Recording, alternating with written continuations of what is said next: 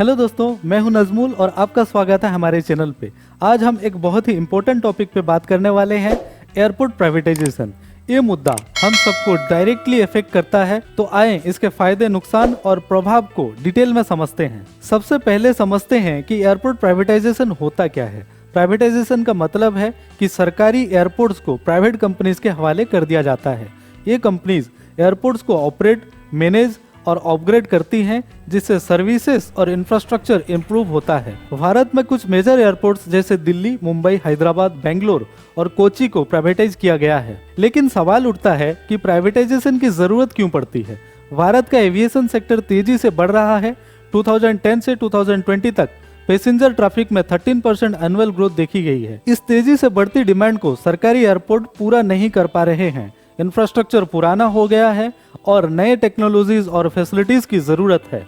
Private companies के पास capital और experience होती है जो इन चैलेंजेस को एड्रेस कर सकती हैं। चलिए अब बात करते हैं प्राइवेटाइजेशन के फायदे और नुकसान के बारे में। पहला पॉइंट, प्राइवेट कंपनीज ज्यादा सुदृढ़ सुविधाएं और हाई क्वालिटी सर्विसेज प्रदान करने में सक्षम होती हैं।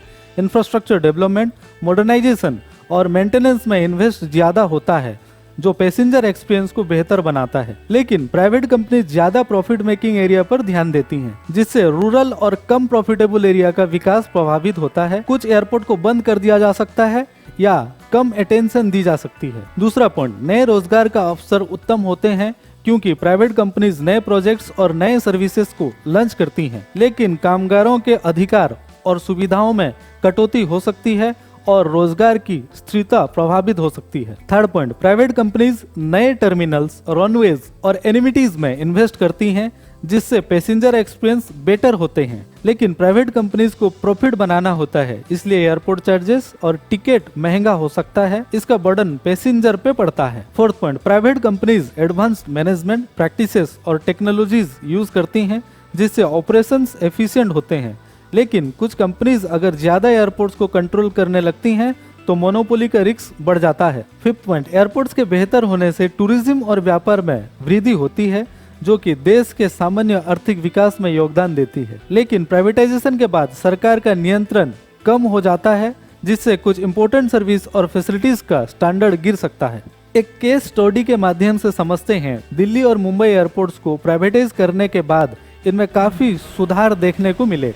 इंफ्रास्ट्रक्चर बेटर हुआ, पैसेंजर फैसिलिटीज अपग्रेड हुई और ओवरऑल एफिशिएंसी इंप्रूव हुई। लेकिन इसके साथ कुछ कंट्रोवर्सीज भी हुई, जैसे चार्जेस का बढ़ना और ऑपरेशनल इश्यूज। यहाँ हमें बैलेंस बनाना होगा बेटर सर्विसेज और कॉस्ट एफिशिएंसी के बीच। गवर्नमेंट का रोल बहुत इंपॉर्टेंट है। प्राइवेटाइजेशन के बाद भी गवर्नमेंट को इंश्योर करना होता है, प्रॉपर रेगुलेशंस और पॉलिसीज बनाना जरूरी है, ताकि प्राइवेट कंपनीज को मॉनिटर किया जा सके।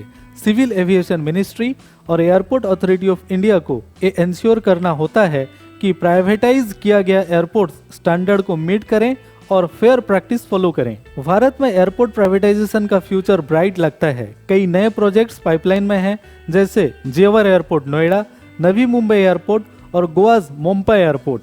इन प्रोजेक्ट से देश की एविएशन इंफ्रास्ट्रक्चर में नई जान आएगी।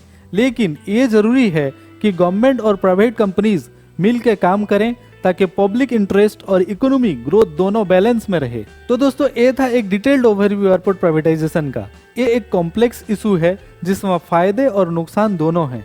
आपके क्या विचार हैं इस टॉपिक पर, कमेंट में जरूर बताएं। अगर आपको ये वीडियो पसंद आए तो लाइक और शेयर करना ना भूलें और हमारे चैनल को सब्सक्राइब करें, ताकि आपको ऐसे ही इंटरेस्टिंग वीडियो की नोटिफिकेशन मिलती रहे। धन्यवाद।